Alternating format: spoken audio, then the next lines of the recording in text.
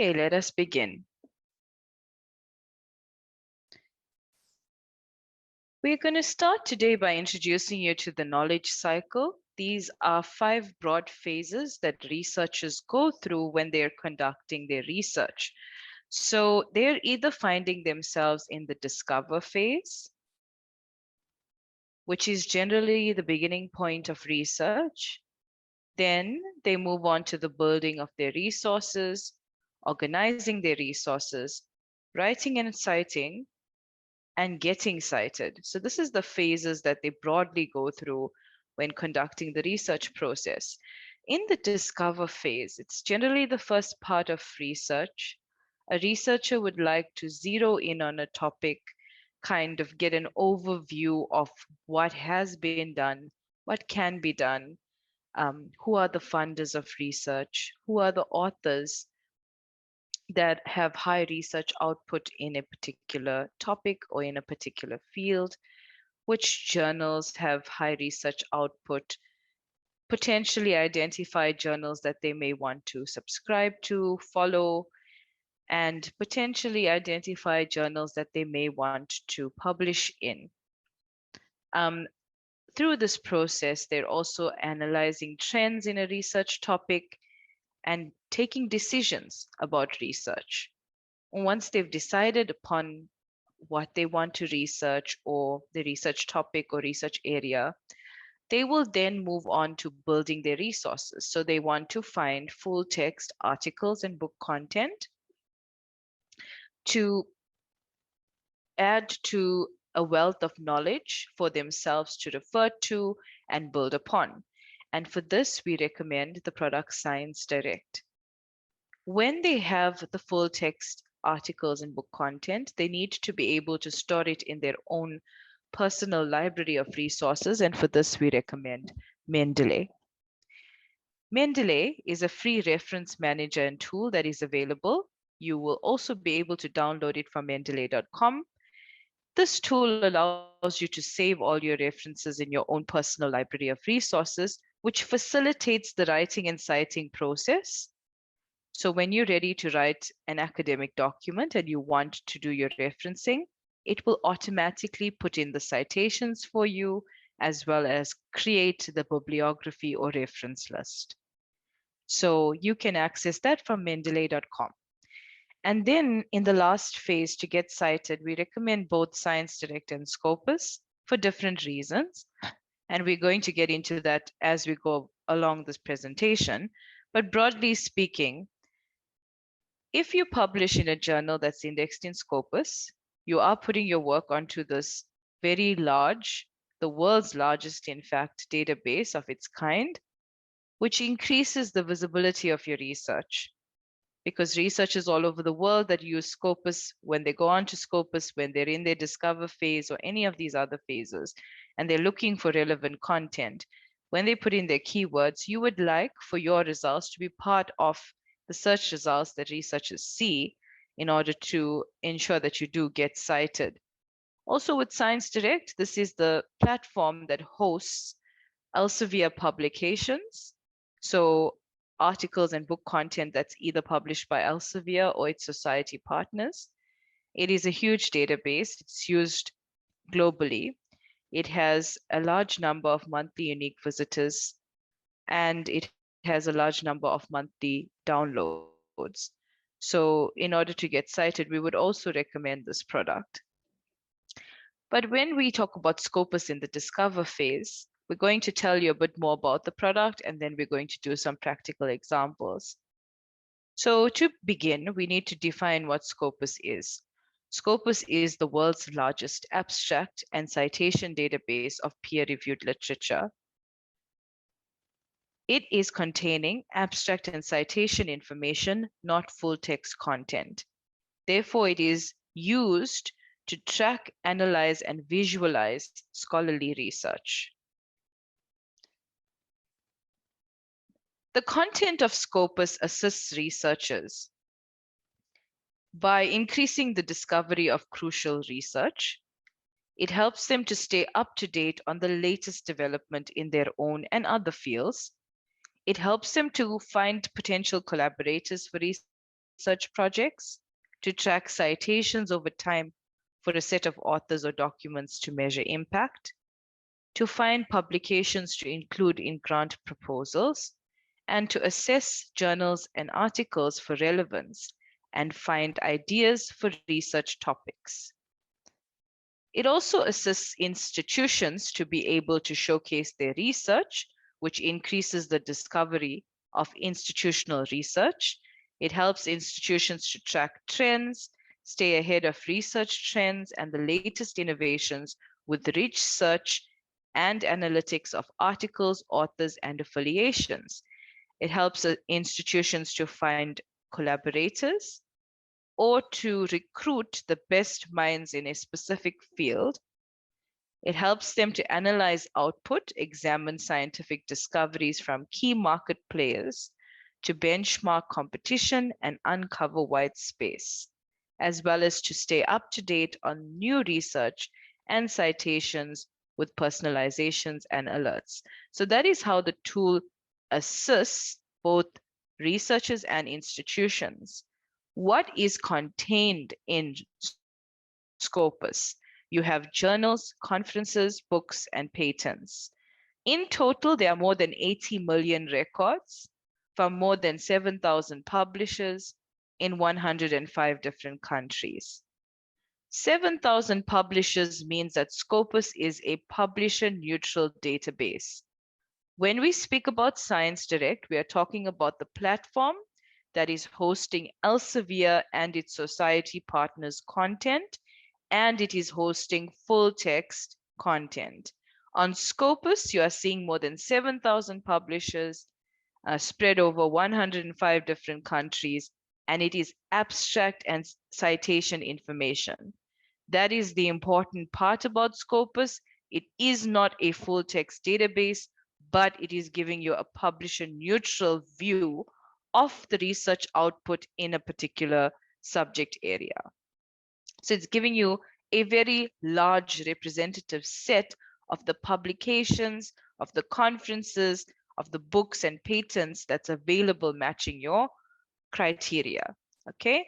When we're speaking about journals, it is broadly broken down into physical sciences, health sciences, social sciences, and life sciences. And this total number is all peer-reviewed journals, okay? There are also 6,324 gold open access journals that are indexed, and we are also demonstrating preprints with more than, now at this point, more than 700,000 preprints, okay? You've got conference proceedings, you've got book chapters, as well as book items, and you've got patent information. Now, the spread of publishers, as you can see, there is content index from Elsevier, as well as other publishers like Springer Nature, Taylor Francis, Wiley. Whichever publisher would like their work to be available on Scopus needs to undergo the Scopus selection criteria in order for the journal to be indexed in Scopus. And that includes us as Elsevier. Scopus is giving you a global representation of research output with coverage in North America, and the the title number is listed below. Middle East and Africa, Western Europe, Eastern Europe, Latin America, Asia Pacific, and Australia and New Zealand. In Middle East and Africa, there are more than 860 titles. That is more than 236% more than our nearest competitor. You have a historical depth of content as well, records dating back to 1788 all the way up to today. Scopus is considered the gold standard. It is recognized for excellence by 5,000 customers, including 150 leading research organizations who continue to choose Scopus for research assessment and evaluation purposes over any other competitor. The ranking institutions that are using Scopus that you may be familiar with are the Times Higher Education, QS World University Rankings, Financial Times, European Commission, Japan's Science and Technology Agency, and the OECD.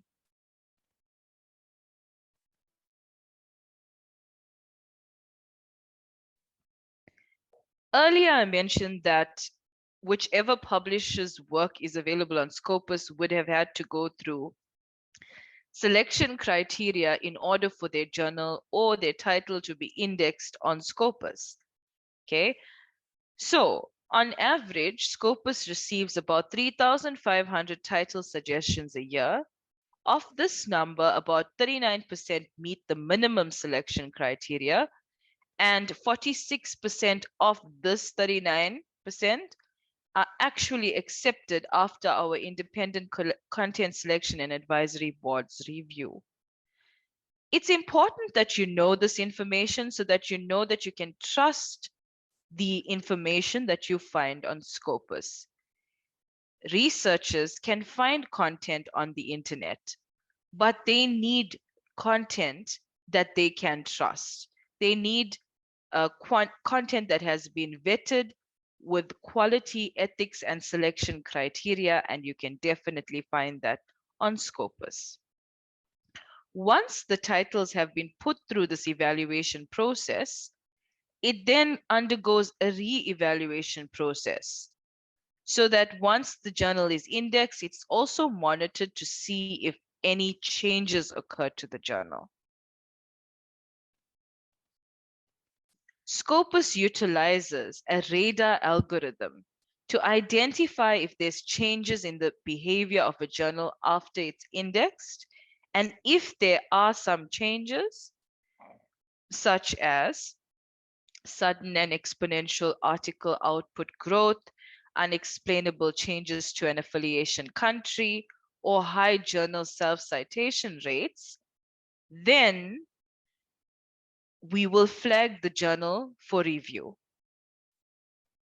Okay, which means that the journal must then undergo the minimum selection criteria, be reviewed by the board in order for the journal to continue to appear on Scopus. Okay. These are some of the minimum selection criteria that a journal must undergo in order to be indexed on Scopus. It must be peer-reviewed. It must have English abstracts, a regular publication schedule, Roman script referencing, a clear publications and ethics statement, a journal policy, high-quality content, journal standing must be good in terms of the citedness of the journal and the editor's standing. There must be a regularity in the publication schedule and an online availability of the journal. So these are some of the minimum selection criteria that it must have, and then it will be reviewed by the Independent Content Selection and Advisory Board in order for it to be indexed in Scopus.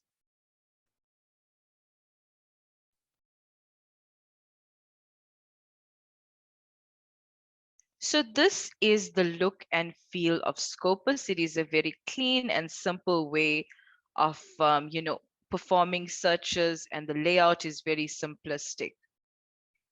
You have three options. You can search for documents, authors, or affiliations.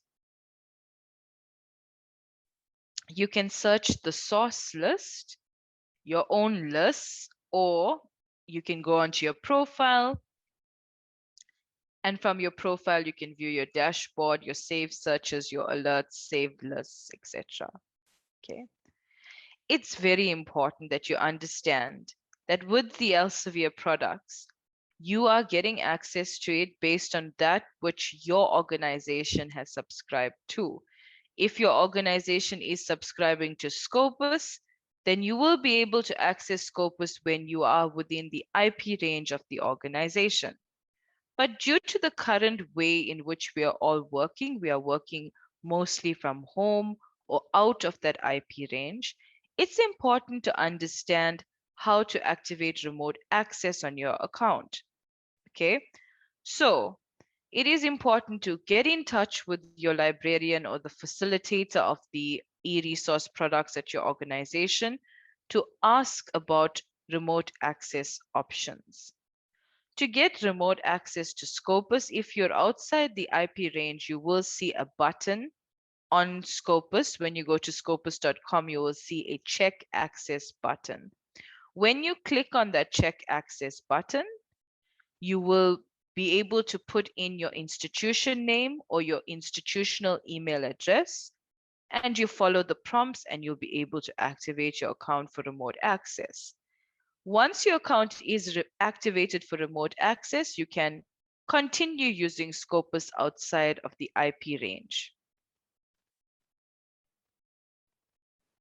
Okay, so this is the process of activating remote access on your account. And if you want access to this video, you can access it from the Elsevier Africa YouTube channel.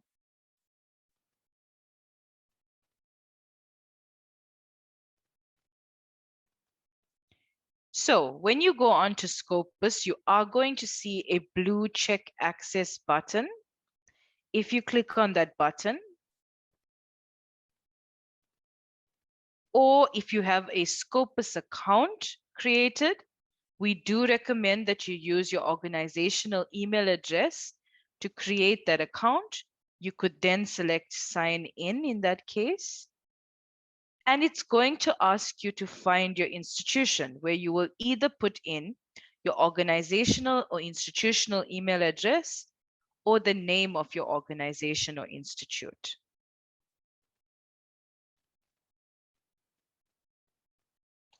It will then have picked up your institution name, and you click on sign in via your institution.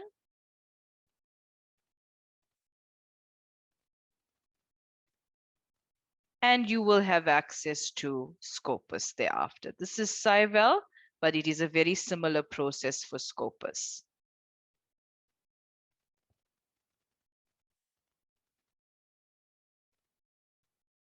So that is how you activate remote access on your account. And if you need more details on this, so if you're struggling with it, you can contact your librarian. Alternatively, if you are having any technical difficulties with Scopus, you click on this question mark and you select help.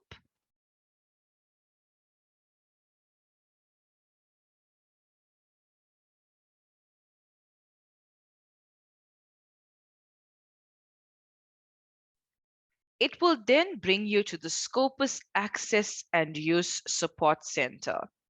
The first thing you should do is search for the topic that you need help with, like I'm doing now. And it's going to give you some articles at this point. How do I manage remote access? What is the difference between sign in and check access?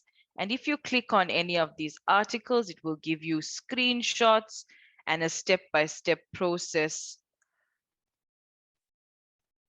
of how to, do checking the remote access or anything that, you need to find. So that's your first bit. If you don't find your answer on those frequently asked questions, you select Contact Us. And you can email us, which has a 48-hour turnaround time, or you can live chat with an agent, or you can phone over the internet. Okay, so those are the couple of ways that you, and again, you've got your search bar here to search for your technical query if you don't want to wait and you want to just check through the articles available. That's how you get help. If you want tutorials, you click on the tutorials drop-down. And here you can see some basic Scopus tutorials. Although if you wanted full recordings of Scopus training sessions, you can go to YouTube, select Elsevier Africa. Here is the channel. And here you can see a full list of videos that cover important topics and product training. So for example, here's a video of the discussion of challenges on predatory journals. If you scroll a little bit lower down, you'll find ScienceDirect and Scopus and Mendeley training sessions. Or if you're searching for a specific video, you can just use the search bar and type in, for example, Scopus, and you'll see different training sessions in different languages as well. So you can just find the video that suits you. Okay, so that's some ways you can get support. Let's get into the first item of business today, the source tab. This is going to show you the full source list of Scopus, all the sources that are indexed on Scopus. You can filter this list by subject area, by title, by publisher, or by ISSN. Okay. Alternatively, you can use your filters here to determine a list of sources that you may want to compare. There are different level of metric analysis you can do on Scopus.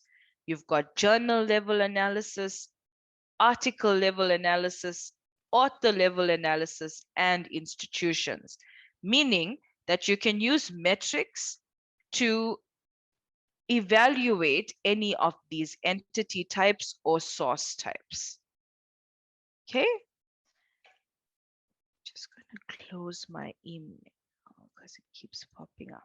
Okay, so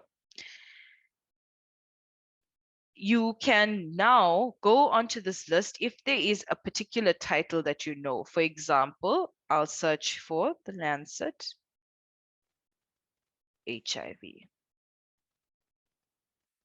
It's going to show me that one journal that I've been looking for, okay? Alternatively, if you want to evaluate a list of journals in a particular subject area, you can select subject area and you can look for your subject area of choice. Okay, so maybe in your case, it might be energy. And if you selected the subject area of energy and you select apply, it will filter the list based on the journals that are indexed in the subject area of energy. Then you can use the further display option, refine filter list. Now, if you're looking for only open access journals, you can select this tick box and then you select apply. And you can see there's 113 open access journals on Scopus in energy. I'm going to go back to my full list for now. And if you're looking for a minimum number of citations or a minimum number of documents, you have the filter available. If you're looking for maybe the top 10% of titles in energy, and you only wanted to see journals, you can select your filters or whatever choice is suiting your research criteria. Just using this as an example. Now you have a source list, a list of journals that are in the top 10% that are in the subject area of energy. And what could you do with this list? Firstly, you've got a site score breakdown here. Site score is a very good metric. It gives you an overview of the performance of a journal, and it uses a bit of criteria to create this metric for you. It tells you site score counts the citations received in a 4-year window of articles, reviews, conference papers, book chapters, data papers, and divides this by the number of publications published in the same 4-year window. Okay, so if you were comparing journals, this list is already ordered by the site score, highest to lowest. But you can always click on it and it will reshuffle and sort in a different order, or you can filter, sort by any of these other metrics, right? So let's leave it as is, and we know site score is the sorting criteria. You've got nature reviews materials, you've got nature energy, and you've got progress in energy and combustion science, the top 3 journals. The site score of the first journal is 115, the second 68, and the third 54. CiteScore tells you the average number of citations that the documents in this journal have received over a 4-year period. So we are looking at the CiteScore for 2020. We can always change it and look at a CiteScore for a different year. But for now, we're looking at the CiteScore for 2020. And on average, the documents in this journal have been cited 115 times in the past 4 years. This journal 68.7 times in the past 4 years. This journal 56 times in the past 4 years. Highest percentile tells you the actual percentile of the journal in the subject area. They are all in the 99th percentile, which means it's in the top 1%. This journal is in materials chemistry. This in energy, engineering, and power technology. And this is indexed under general chemical engineering. Okay. It's ranked number 1 out of 292 journals in this field. This is ranked number 1 out of 224 journals in this field. And this is ranked number 1 out of 279 journals in this field. Between this 4-year window of 2017 to 2020, this journal received 21,170 citations, this journal 31,000, and this one 7,000.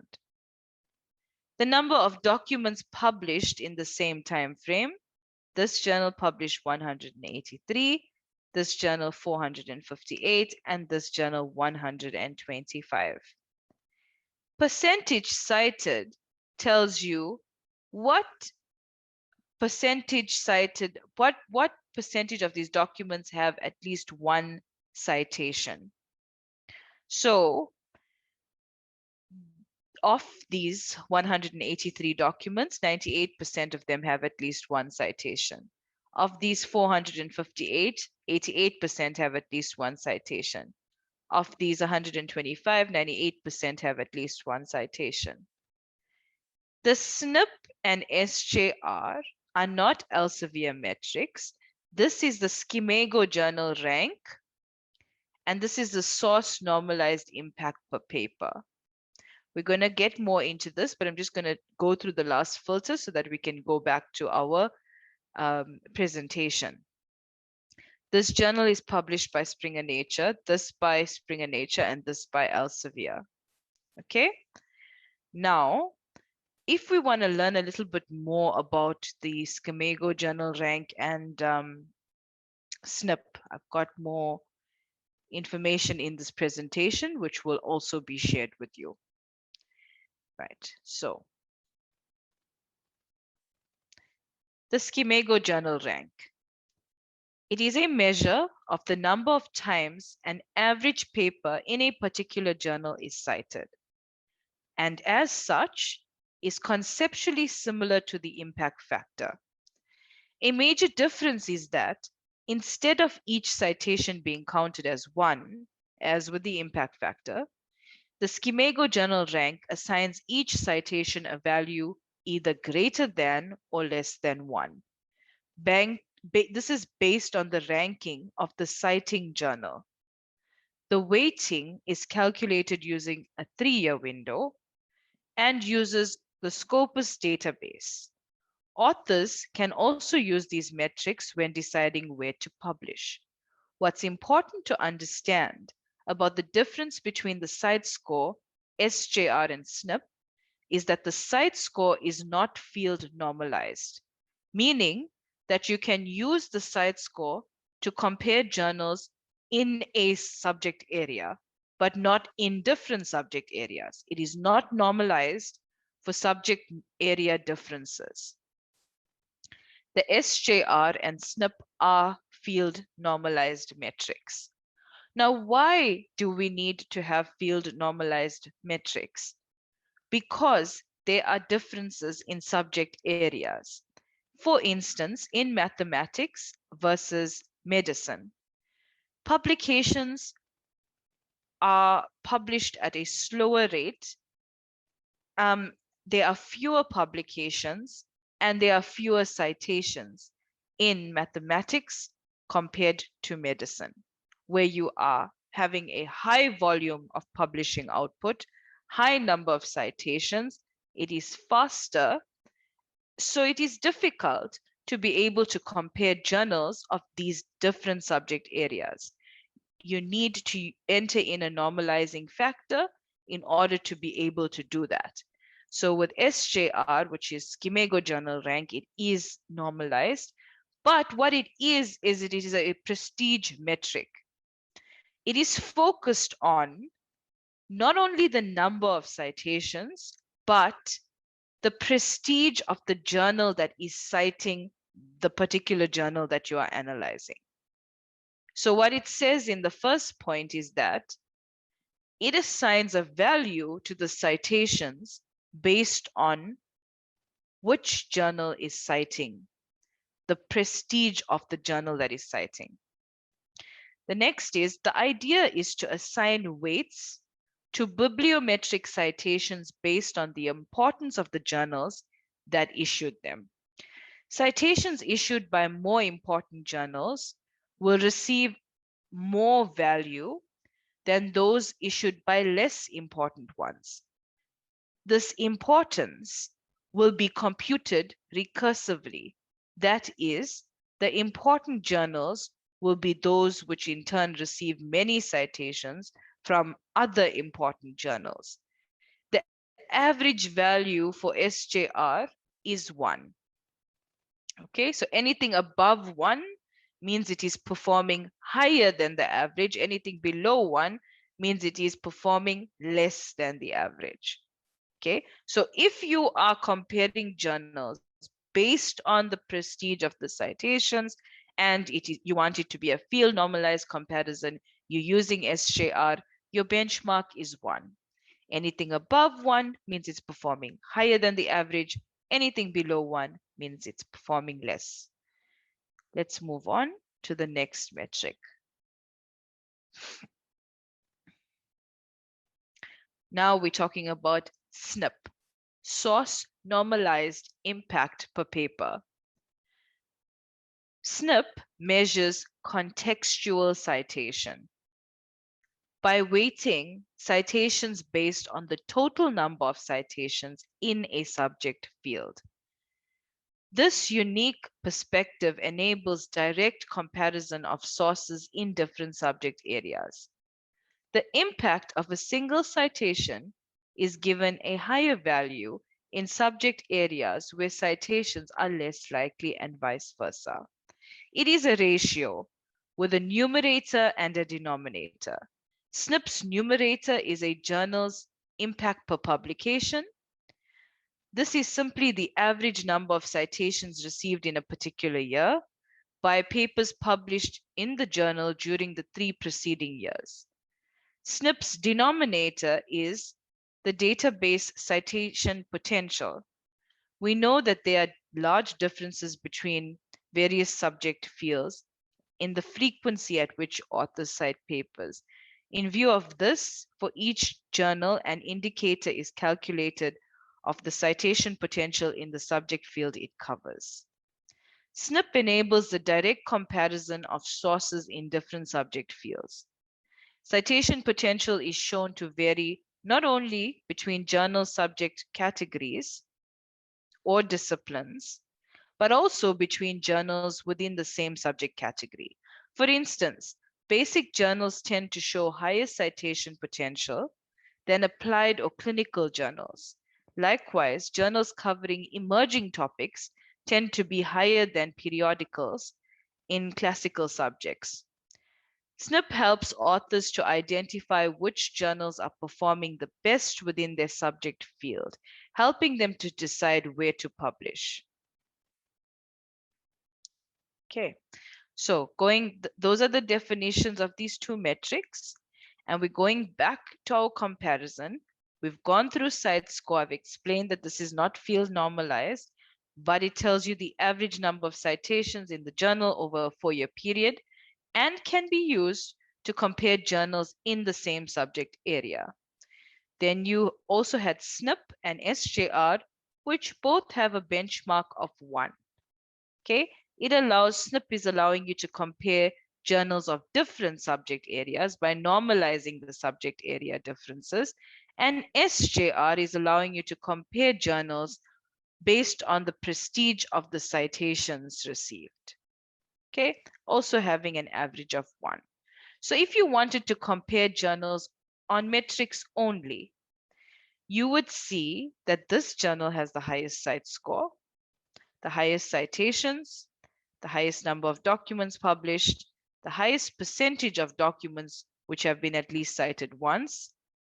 However, if you're looking at the SNP and SJR, it's also the highest SNP and SJR compared to the other 2 journals if we're looking at the top 3.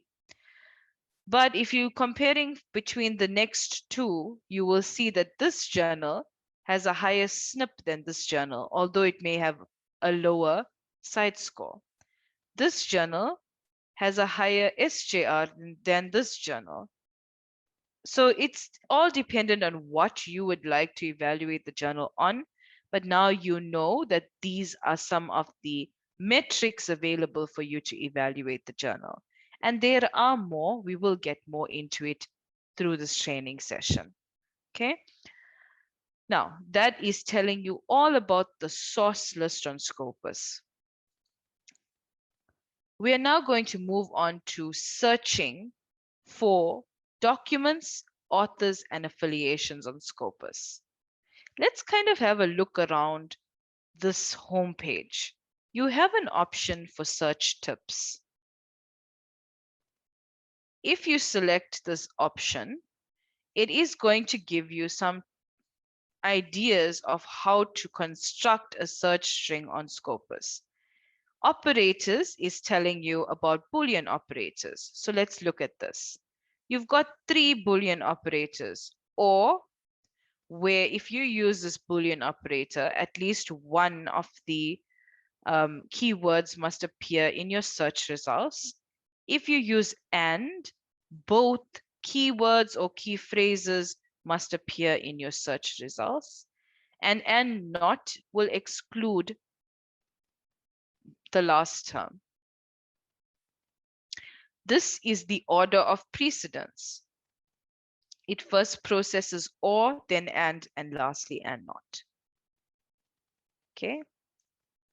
Whenever you want to search for a phrase, you should include it in quotation marks.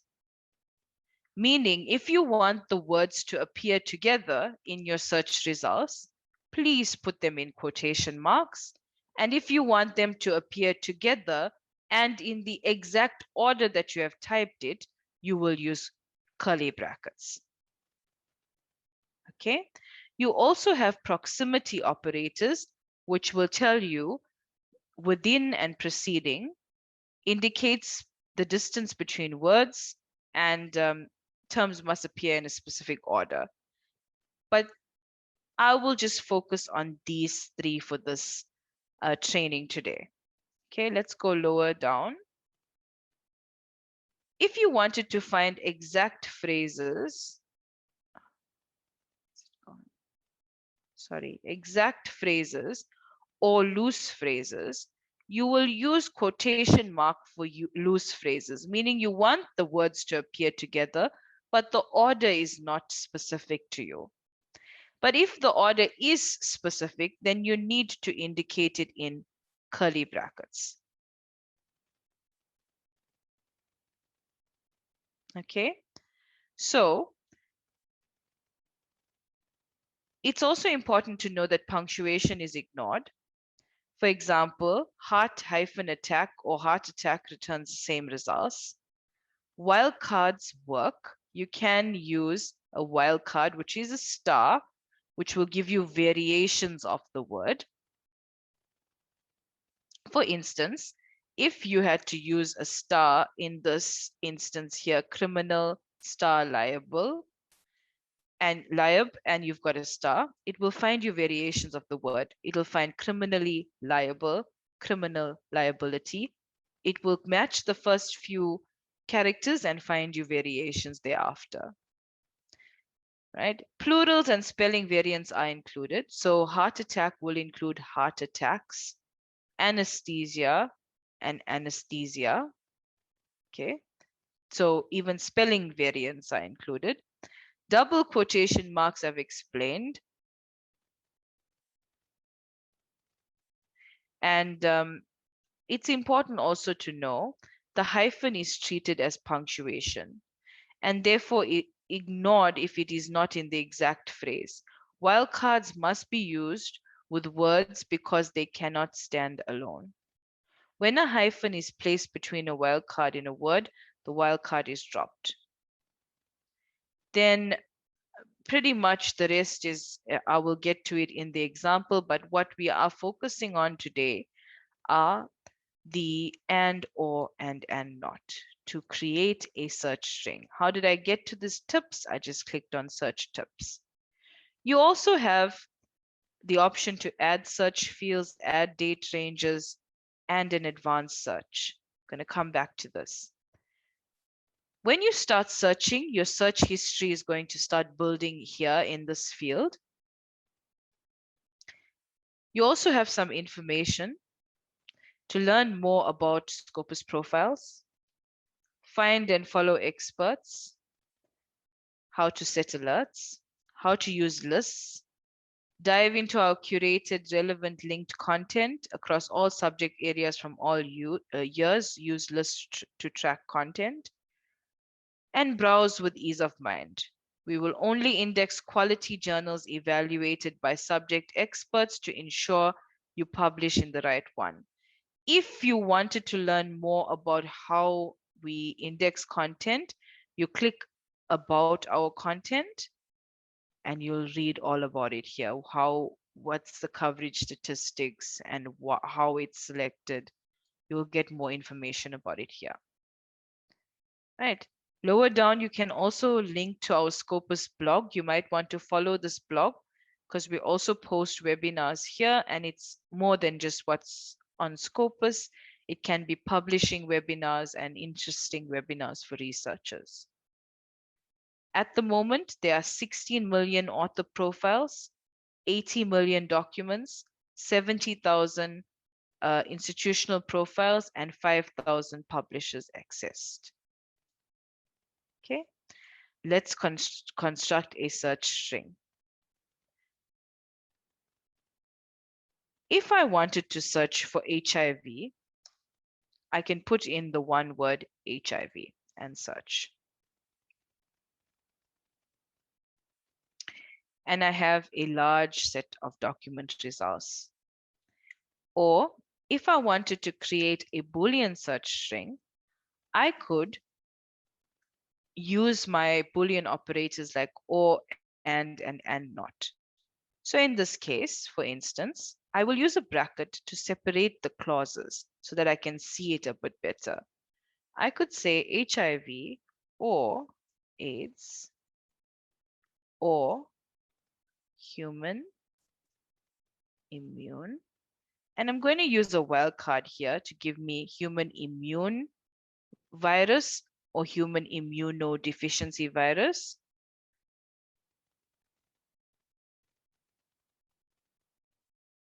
Now, because I want these three words to appear together, I am going to indicate them in in quotation marks.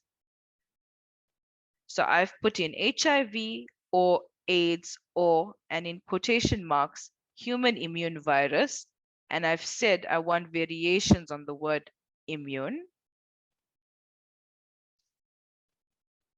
And for instance, woman. So this is my search string. And I'm going to say, and not. So I've used all my Boolean operators here. I've said, I'm looking for HIV or AIDS or human immunodeficiency virus, and I've indicated it in quotation marks because I want these words to appear together. Then I've used another Boolean operator, and I've used the keyword woman, and I've said, and not teenager. What will this return? It will return results which either contain one of these three terms, HIV or AIDS or a human immune virus. So one of these three, and whatever result it gives me from that, it must also contain the word woman, but it must not contain the word teenager. And I am searching within the article, title, abstract, and keywords.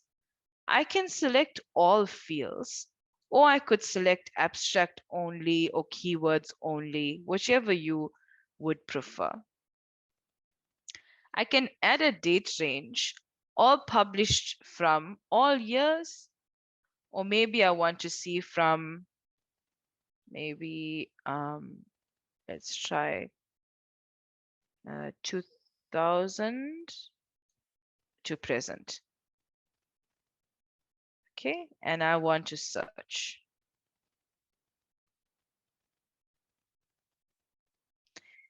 So it's giving me results for HIV or AIDS or human immune virus and woman and not teenager, where publication year is greater than 1999 to date. The next step that you can do is use your filters to bring this number closer to something that you can work with. If this is your number and you're happy with this and you want to create analysis and work further, great. Alternatively, you can use the filters to make this search string very specific to what you're researching so that then you can then save it and keep rerunning every time you want to see something new. Perhaps this time that you're in Scopus, you're looking to make an analysis. You want to see who are the top authors, who is funding research, where is the research being published. Maybe the next time you come in, you want to actually read the abstracts and link to the full text documents.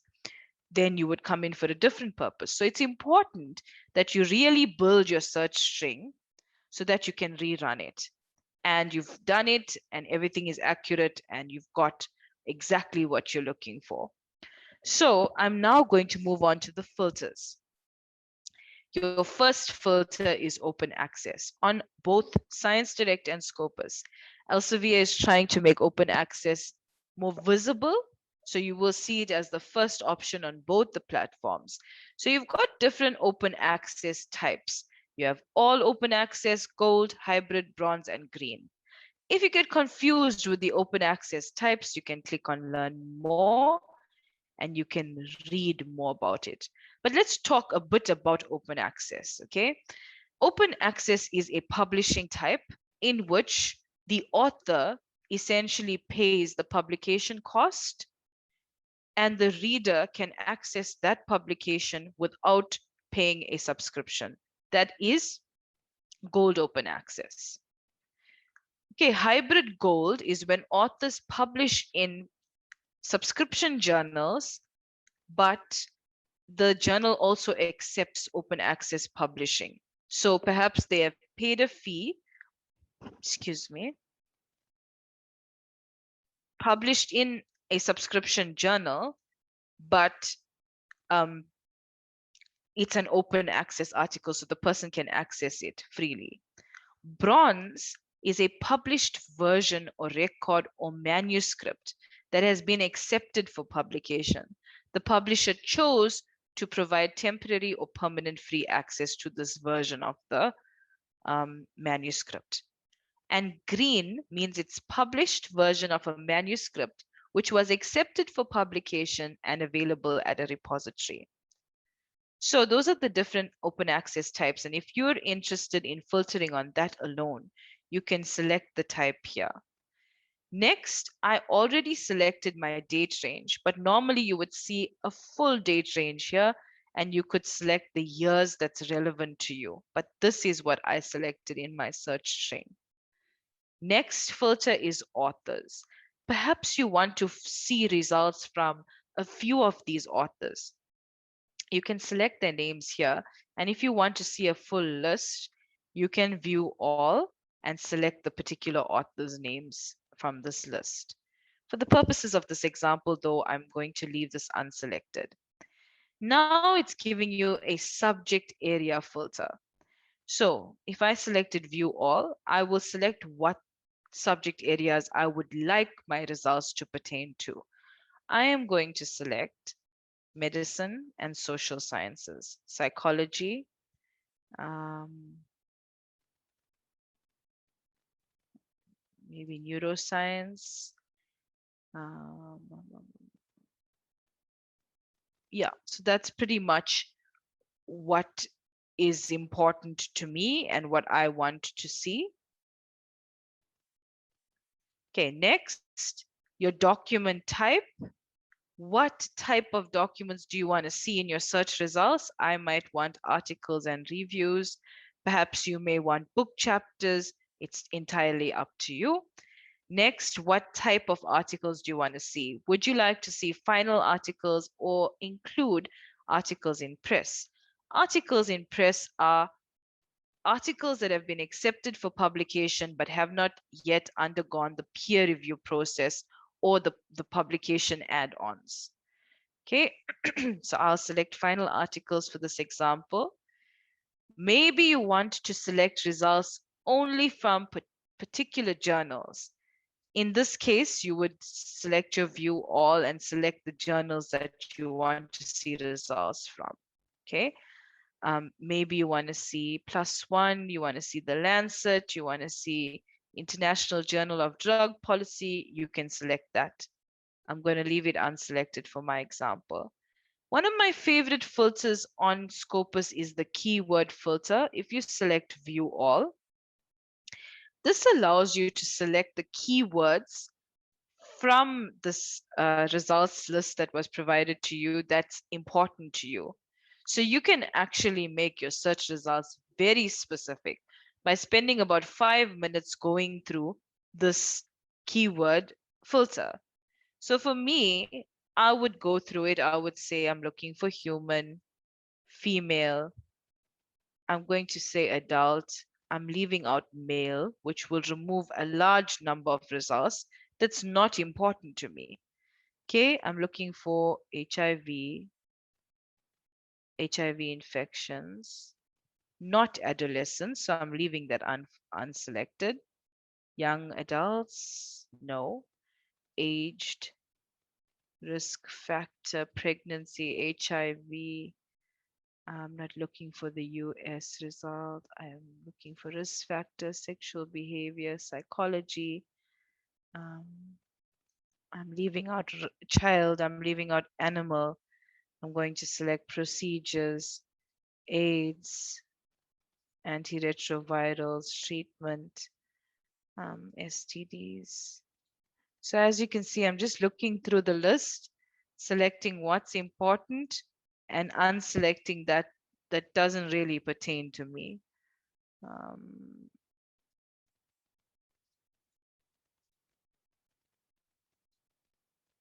See, I'll leave out infant and animal.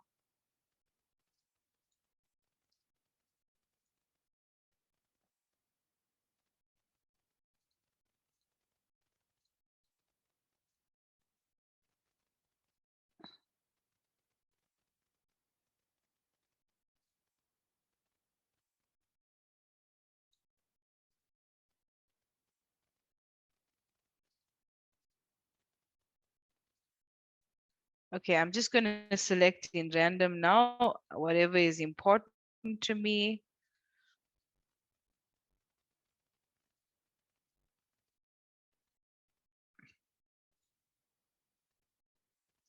It will just take you about 5 minutes to select all the keywords that's really important to you. But you will see the benefit of this now. And then I just closed it because I'm not ready to finish filtering, but you can see my selections were saved. Next, if there's particular affiliations, research output you would like to select, you can do that, or you can leave it unselected to see all. Particular funders, you can do that or leave it unselected to see all. And if you want to see specific country results, you can select it here. Source types and language, I'll select English. I'm going to select limit 2 now.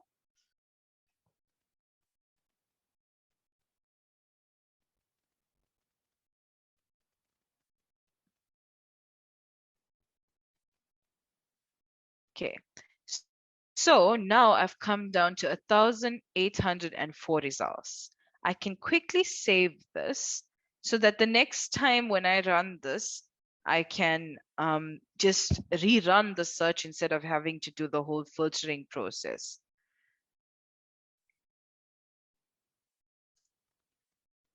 I'm saving it as something that I can remember.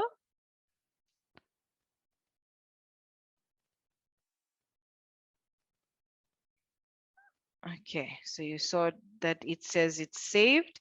And if I want to access it, I can go to my saved searches. How do I get there? I click on my name. I go to saved searches. And the search string is saved here for me.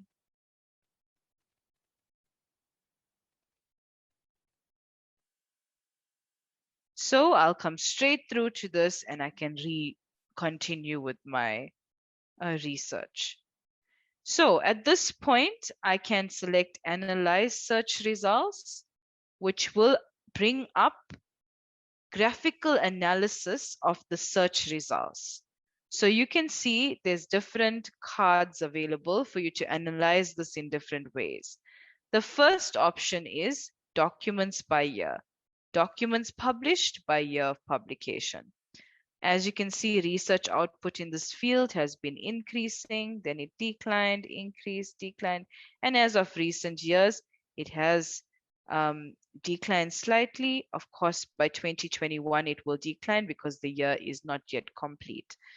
Okay, next, documents by source.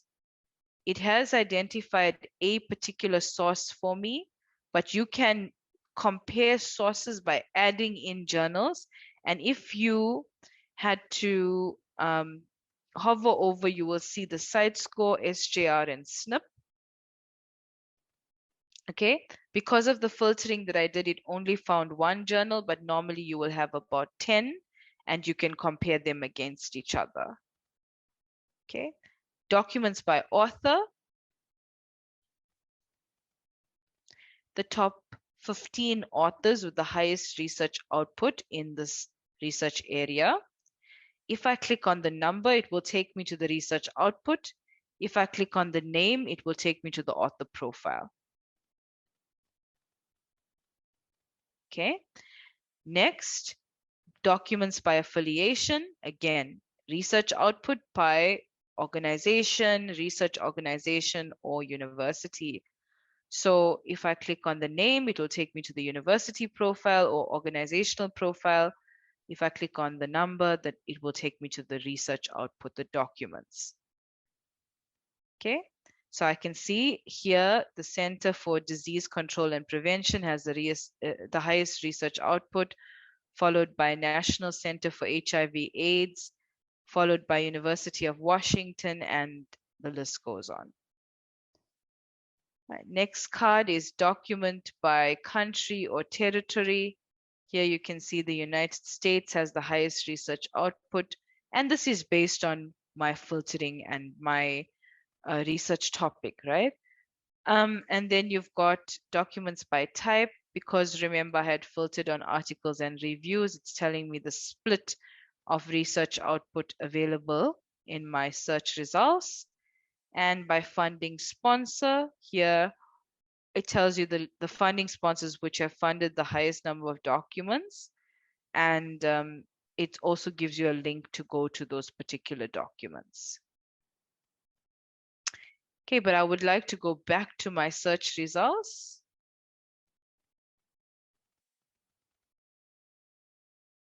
And I would like to go through the list of results that I have.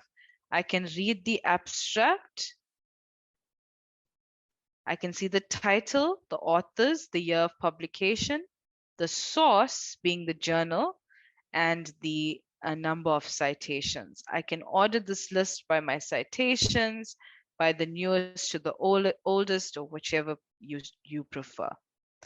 I can do the same for the next article. And if I feel like this is something I might want to read more about, I can go to View at Publisher.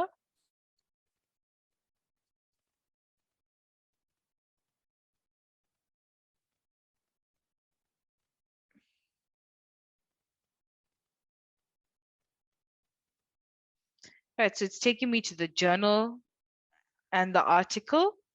Now, sorry. This journal have a lot of pop-ups here. Let's pick another.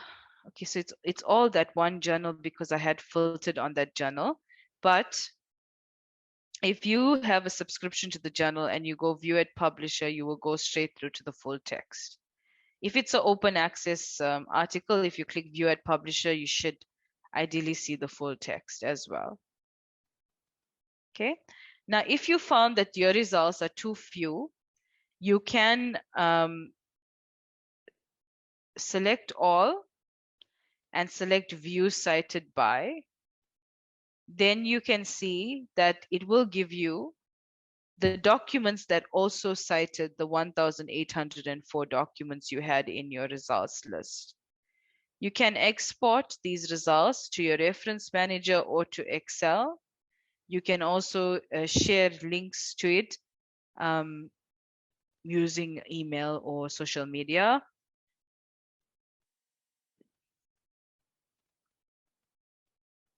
Okay, I want to go back though to the search field before I move on to the next search type. I would like to go to the advanced document search just to provide you an overview. In the advanced document search, you can construct your search string using operators, your Boolean operators, and if you click on any of them, you will get the definition and an example of how it is used. Or you can use these field codes. You can kind of construct a more detailed search string using the field code. So for instance, if you wanted to find out, well, how do I add to my search string so I see particular subject areas? You simply go and, or and not, or whatever it is, and you go to subject areas here, you click on the drop down, and you can just add a field code. So if it were me, I would go field code, maybe medicine, and it's telling me here, if I use this field code, what are the examples of subject areas that fall under this? So I see, okay, this is it. I like this. I'm going to click on the plus sign, and as you can see, it has added that additional field code to my search string. Okay, it's just if you want to do a more advanced search, you can do it this way. But what is also really nice on Scopus is that we have 16 of the UN Sustainable Development Goals preloaded search strings available on Scopus. So if you wanted to focus on, for instance, one of the Sustainable Development Goals like zero hunger, for example, it will preload the search string for you. Or if it were reduced inequality or sustainable cities or climate action, it's going to update the search string for you. Then you simply select search, and it will give you the document results that match this SDG. You can then make analysis, you can go through the abstracts, you can find content, entirely up to you. So for this particular SDG, if I went to documents by author, I can see that this author has the highest research output. And if I wanted to evaluate this author's profile, I can click on the author's name.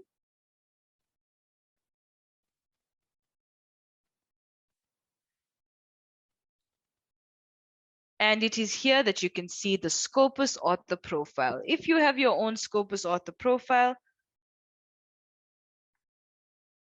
you can search for your name and you can pull up your own profile and check all of your details on Scopus.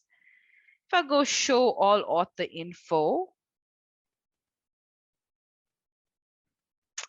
it's going to show me the different affiliations that this author has had, the subject areas that the author has worked within, the number of documents the author's published that are indexed on Scopus, the number of citations the author's received, and from how many documents, the H index of the author, a graph demonstrating the author's citations received over time and documents published over time, the most contributed topics, lower down, the actual documents, the cited by, the documents that have cited this author, the co-authors that this particular author has worked with, and the topics that the author works within.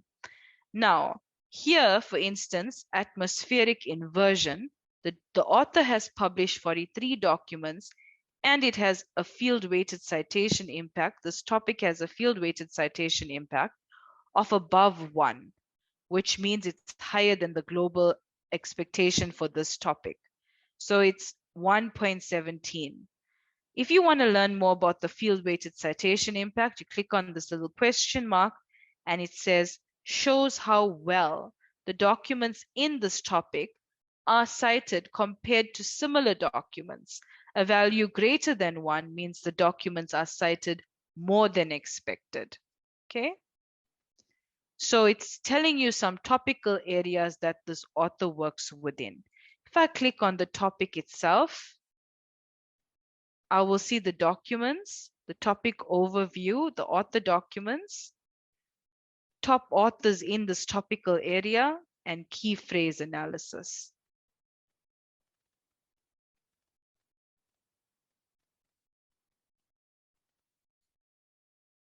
Okay, so it helps you also in this way to evaluate and identify hot topics based on authors that you're following. If I selected to view the H graph, I will be able to see the H graph of the author. The H index is a measure of the productivity of an author. It tells you that this author has published at least 135 documents in which he or she has been cited 135 times. You can exclude self-citations and update this graph.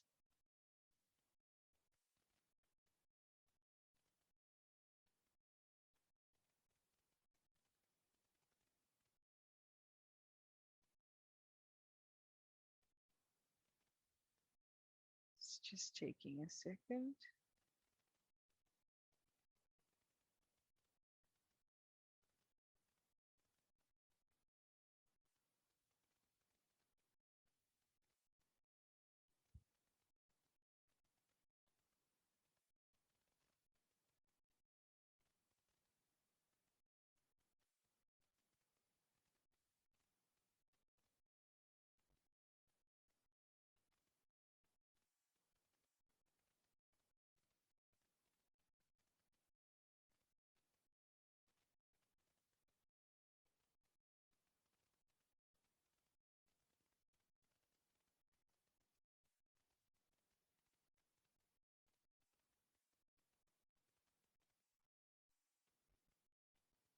Okay, so now you can see the author has an H index of 132.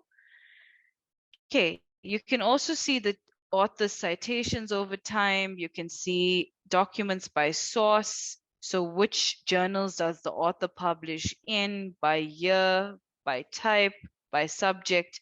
And if you have an author profile on Scopus, you can also download all this information. But I'm going back to the author details page.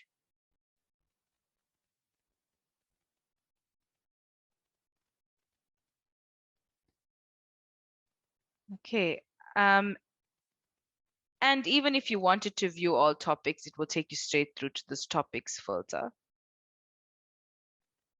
Okay, so you can either find the author the way I've done through a search, where you've compiled a search string and you've looked for a particular author, or you can search for the actual author's name.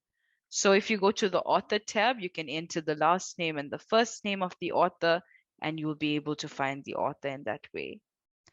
I'm going to use another SDG example. So if I go to advanced document search, and I'm looking for climate action And I'm going to search. And I wanted to find the research organization or university with the highest research output in this SDG. I'll select Analyze Search Results.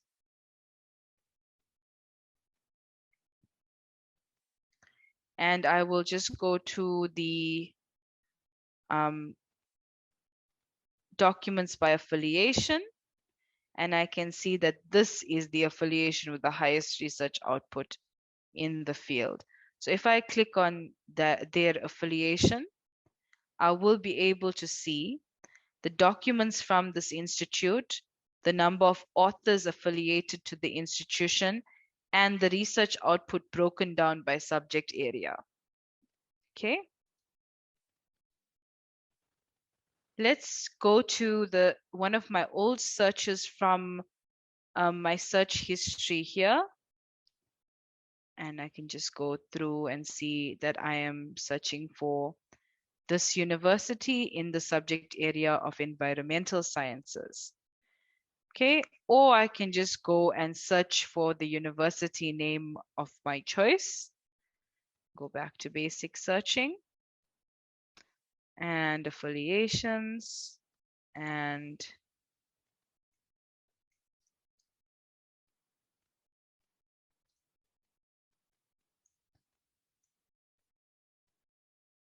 I'll click on the affiliation name.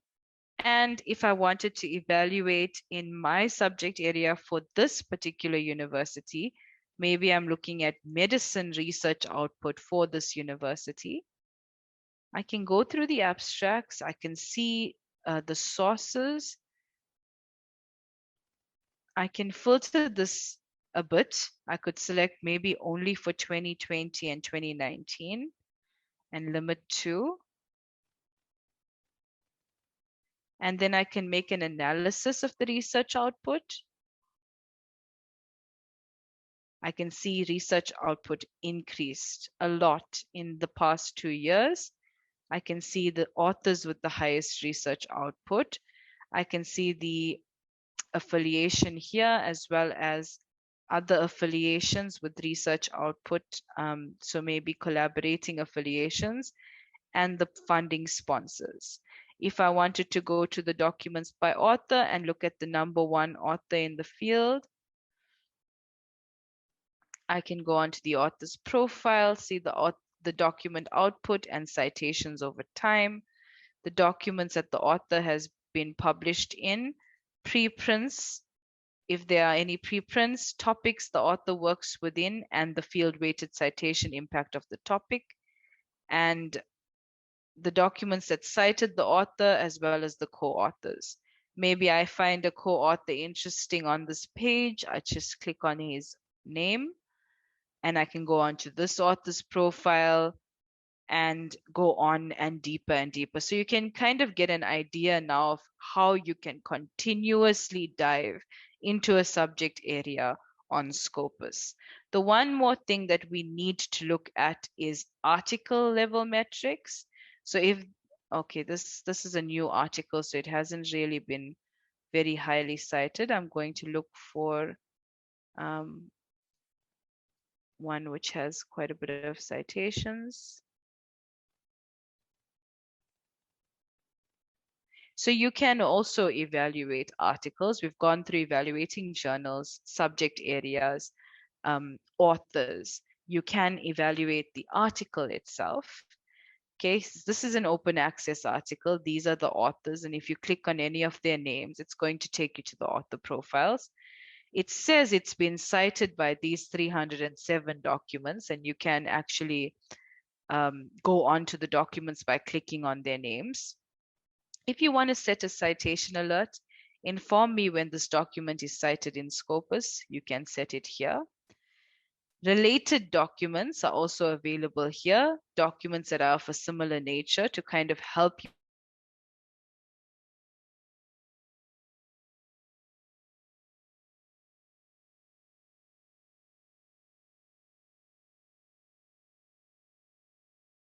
It's in the 97th percentile, which is in the top 3%. And the metrics of this article It has 307 citations in Scopus. It's in the 99th percentile. It has a field-weighted citation impact of well above 1. So when compared to documents of a similar nature, this document is very well cited. It has been viewed 758 times in 2021 on Scopus, and in 2020, 505 times. A combined view count here. And it's been captured 2,600 times. Its abstract has been used 3 times. It's been mentioned 24 times in news and blog mentions. It has received 459 tweets and 507 shares. Funding details are also available here for you. So that is the article level metrics. Bringing me to the end of the Scopus training session,